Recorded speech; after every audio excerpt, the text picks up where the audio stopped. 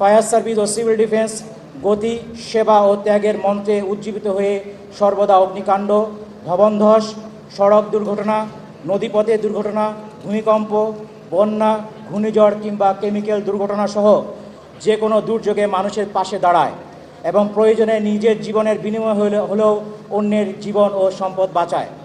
তাই স্বাধীনতা পুরস্কার প্রাপ্ত আমাদের এই বাহিনী আজ দেশের সর্বস্তরে আস্থা অর্জন করতে সমর্থ হয়েছে।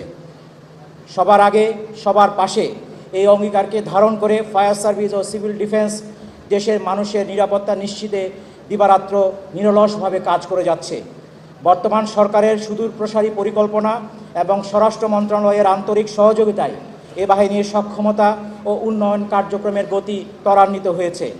নতুন ফায়ার স্টেশন স্থাপন, আধুনিক অগ্নি নির্বাপন ও উদ্ধার সরঞ্জাম সংযোজন, ফায়ার একাডেমি স্থাপন পরিকল্পনা ইত্যাদির মাধ্যমে আধুনিক ও আন্তর্জাতিক মানসম্পন্ন জরুরি সেবাদানকারী বাহিনী হিসেবে গড়ে তোলার পরিকল্পনা করা হয়েছে।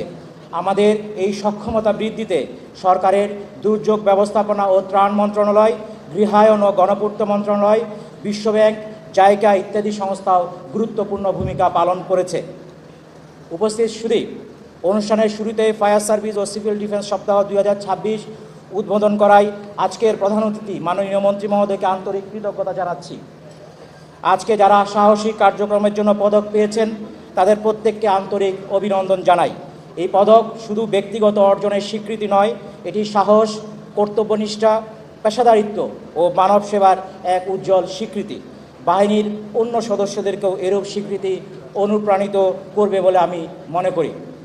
সুন্দর একটি প্যারেড উপস্থাপন করে নবীন অফিসার, ড্রাইভার, ফায়ার ফাইটার, ডুবুরি, নার্সিং অ্যাটেন্ডেন্টগণ ফায়ার সার্ভিস ও সিভিল ডিফেন্সের পরিবারের সদস্য হিসেবে আজকে থেকে তারা পদার্পণ করবে।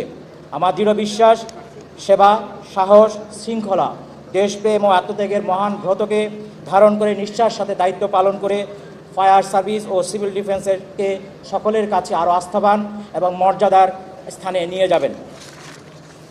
মাননীয় প্রধান অতিথি, আজকের এই গুরুত্বপূর্ণ অনুষ্ঠানে আপনার উপস্থিতি আমাদের জন্য অত্যন্ত আনন্দ এবং অনুপ্রেরণার। দেশের জননিরাপত্তা ও জরুরি সেবার ব্যবস্থার উন্নয়নে আপনার দিক নির্দেশনা এবং আন্তরিক সহযোগিতায় ফায়ার সার্ভিস ও সিভিল ডিফেন্স আরও আধুনিক, দক্ষ ও জনবান্ধব বাহিনীতে পরিণত হওয়ার পথে এগিয়ে যাচ্ছে। আমাদের বিশ্বাস, মাননীয় মন্ত্রী মহোদয় ফায়ার সার্ভিস ও সিভিল ডিফেন্সের বিভিন্ন পর্যায়ে সদস্যদের upgradation, fire and rescue allowance, fresh মানির প্রবর্তন, বিদ্যমান হাসপাতাল চালুকরণ ইত্যাদি কল্যাণমূলক বিষয়ের চাহিদাগুলিকে বিবেচনায় নিয়ে এই বাহিনীর সকল সদস্যদের মনোবল আরও বৃদ্ধি